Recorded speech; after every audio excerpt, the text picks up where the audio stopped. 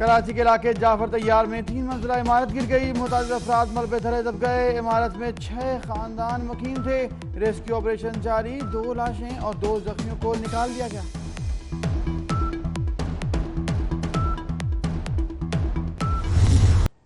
मियां नवाज शरीफ रिहा होंगे या जेल में रहेंगे? अल अजीजिया रेफरेंस में सजा मुअत्तली दरख्वास्त पर फैसला आज सुनाया जाएगा।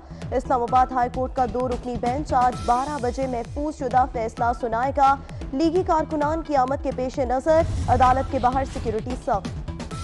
ईसीएल में नाम डालने का मामला। शहबाज शरीफ का अदालत से रुजू करने का फैसला। आज लाहौर हाई कोर्ट में दरख्वास्त दायर करेंगे। तहरीक इंसाफ के रहनुमा अलीम खान का 10 रोज़ा जिस्मानी रिमांड खत्म। आज एहतसाब अदालत में पेश किया जाएगा। नैब अब तक की तफ्तीशी रिपोर्ट पेश करेगी। अलीम खान पर ऑफशोर कंपनीज रखने और आमदन से जायद असासे रखने का इल्जाम।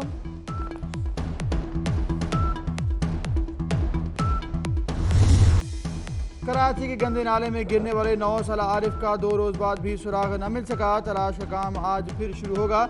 रात अंधेरे के बायस तलाश का अमल रोक दिया गया। बच्चे के अहल खाना गम से निठार। हज दरख्वास्तों की आज से वसूली। दरख्वास्तें 6 मार्च तक जमा कराई जा सकेंगी। हज अखराजात 4,36,975 रुपये मुकर्रर। कुर्बानी के लिए 19,451 रुपये अलग से अदा करना होंगे। इस बार 1,84,210 पाकिस्तानी फरीज़ा हज अदा करेंगे।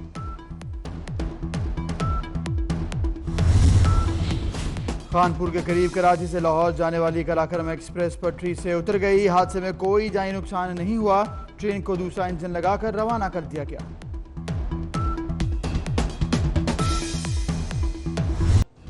मादरे वतन की हिफाजत से मुकद्दस कोई चीज नहीं। आर्मी चीफ का ऐलान। कहते हैं ऐसी फौज की क़यादत पर फख्र है जो हमा वक्त मादरे वतन के दिफा के लिए तैयार है।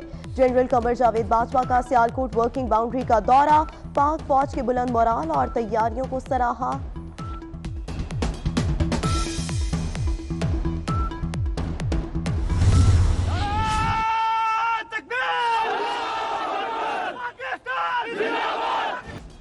पाक फजाइया भी दुश्मन का गरूर खाक में मिलाने के लिए पुरअज़्म फॉरवर्ड ऑपरेटिंग बेसिस का दौरा। एयर चीफ मुजाहिद अनवर खान कहते हैं दुश्मन को मुंह तोड़ जवाब देने के लिए तैयार हैं। जंग मुसल्लत की गई तो हर कीमत पर दिफा यकीनी बनाएंगे।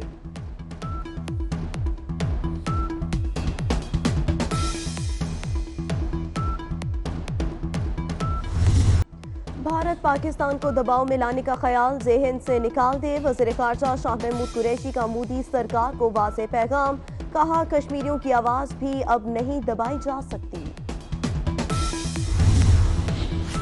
मकबूजा कश्मीर में बढ़ते भारतीय मज़ालिम। पाकिस्तान की दरख्वास्त पर OIC राबता ग्रुप का हंगामी इजलास तलब। पुलवामा हमले के बाद भारतीय कार्रवाइयों का जायजा लिया जाएगा।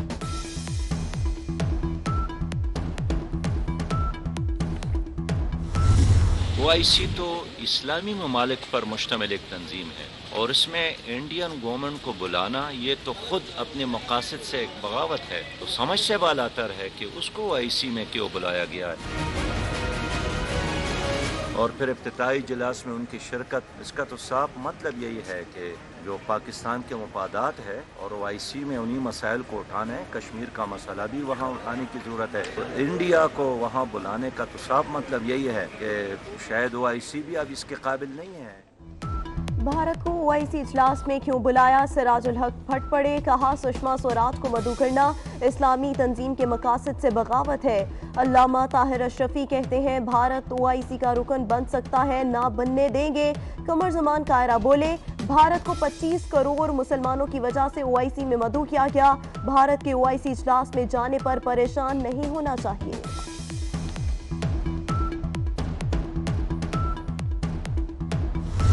हिंदुस्तान की कोई हैसियत नहीं है और न हालात जंग के हैं। वाक़यात हादसात हो जाते हैं, उसके साथ फौरी तौर पर कुछ तेज़ ज़बानें बाहर निकल आती हैं जो हालात को ज़रा तशवीशनाक बना देती हैं। बज़ाहिर ऐसे कोई हालात नहीं है कि दोनों मुल्कों के दरमियान जंग का मुतहम्मिल हो सके खित्ता। हमारे तो पुराने मामलात हैं, उसमें कुछ हमारे भी गलतियाँ हैं और हमारी भी गफलतें हैं, जिसकी वजह से इंडिया इसमें कामयाब हुआ है। मौलाना फजल रहमान ने भी भारत को आड़े हाथों ले लिया। कहा भारत की कोई हैसियत नहीं कि वो पाकिस्तान से जंग करे। भारत और पाकिस्तान जंग के मुतहम्मिल नहीं हो सकते। पानी के मामले पर भारत हमारी गफलत से कामयाब हुआ।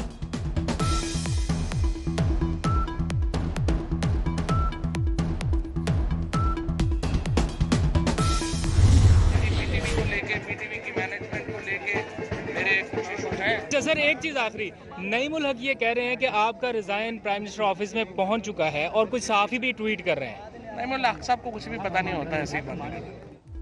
फवाद चौधरी और नईमुल हक में लफ्जी जंग। फवाद चौधरी की मुस्ताफी होने की खबरों की तरदीद।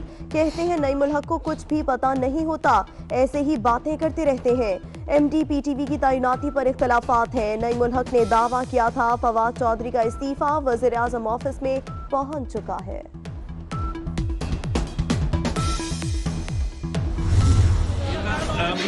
कल के फैसले के हवाले से क्या तवक्को करेंगे? पूरी उम्मीद है इंशाल्लाह खैर होगा। मियां नवाज शरीफ के इलाज पर करोड़ों के अखराजात का दावा। मरीम नवाज ने वज़ीर आज़म इमरान खान के बयान को मुस्तरद कर दिया। कहती हैं इमरान खान ने कभी सच नहीं बोला। मरीम नवाज की जिना अस्पताल में वालिद की अयादत। डॉक्टर अदनान का कहना है एंजियोग्राफी कब होगी हुकूमत को पता।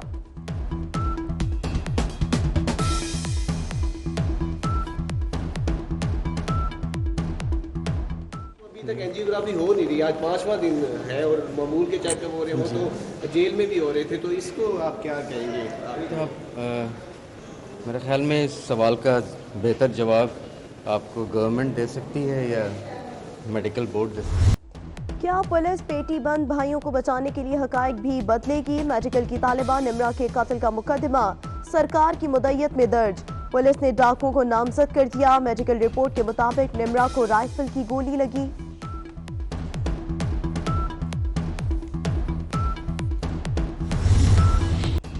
बारिशों के एक और राउंड ने तैयारी पकड़ ली। मुल्क भर में तेज बारिशों की पेशगोई। बलूचिस्तान और खैबर पख्तूनख्वा में एक बार फिर सैलाबी सूरत हाल पैदा होने का खदशा। महकमा मौसमियात के मुताबिक रिमझिम मार्च में भी जारी रहेगी। अमेरिका और अफगान तालिबान में आज दोहा में मुज़ाकरात होंगे। मुल्ला अब्दुल गनी बरादर मुज़ाकरात के लिए दोहा पहुंच गए। ये अब तक अफगान तालिबान और अमेरिकी हुकाम में होने वाली सबसे आला सतही मीटिंग है।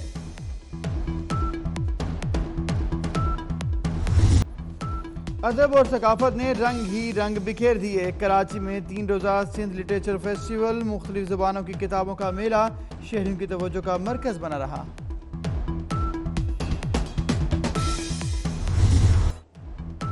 सकाफत, अदब और फ़नून लतीफ़ा लाहौर लिटरेरी फेस्टिवल इख्तिताम पसीर। मेले में अदबी और सकाफती रंग नुमाया रहा।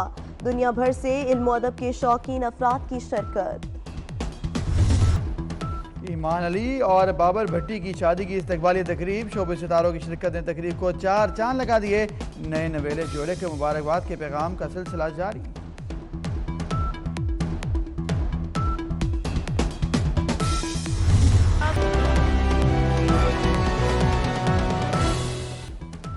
सलाम पाकिस्तान। हेडलाइंस आपने जानी। इस बुलेटिन में 24 न्यूज़ के नाज़रीन के साथ साथ UK 44 के नाज़रीन को भी खुशामदीद कहेंगे। मैं हूँ रुकमा इरफान मनी और मैं हूँ अबूजर मौज़म। सबसे पहले को बताएंगे कराची में अफसोसनाक वाक़या पेश आया है। कराची में 3 मंजिला इमारत गिर गई है। मलीद जाफर तैयार सोसाइटी में ये हादसा पेश आया है। इमारत के है और मलबे से एक खातून और एक मर्द की लाश निकाली जा चुकी है। मजीद जानेंगे हबीब खान से।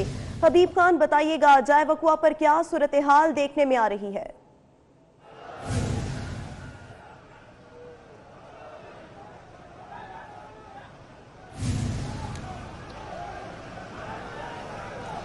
जी बिल्कुल, शहर कायद में आज सुबह के औकात में जो है वो एक दिल खराश अफसोसनाक वाक़या पेश आया है। मलीर जाफ़र तैयार का ये इलाका है जहाँ पे सुबह के औकात में जो वो एक घर रिहायशी इमारत जो है वो मुनहदम हो गई, जिसके अंदर 2 जो फैमिलीज़ हैं वो ज़ेर रिहाइश थी, जिसके अंदर अभी तक जो है वो बताया ये जा रहा है रेस्क्यू ज़राए की इत्तलात के मुताबिक 2 अफराद को जो है वो बाहर निकाल लिया गया है, जिसमें एक खातून और एक मर्द शामिल है। मर्द की जो हालत है वो ये बताया गया है कि वो इस वक्त मुर्दा हालत में उनको जिन्ना अस्पताल मुंतकिल कर दिया गया, इसके अलावा जो दूसरी खातून है उनको भी जिन्हें अस्पताल ले जाया गया है। साथ ही साथ अगर बात की जाए इस वक्त जो है मलबे के तले यहाँ पे बताया जा रहा है कि 3 बच्चे और एक खातून के जो दबे होने की इतलात है वो मौजूद है। यहाँ पे जब हमने बात की है इलाका मकीनों से और जो यहाँ पे मौजूद है अपनी मदद आपके तहत इलाका मकीन सुबह से जो है यहाँ पे वो मलबा हटाने की कोशिशें कर रहे हैं, जिसके मलबा हटाने के साथ साथ जो यहाँ से लोगों को निकाला जा रहा है उसकी कोशिशें जारी है। अब जो है वो कई घंटे गुजरने के बाद यहाँ पे अगर मेरा कैमरामैन हसनैन जाफरी दिखा सके तो ये सीधे हाथ पे आप देख सकते हैं कि क्रेन जो है वो इस इलाके में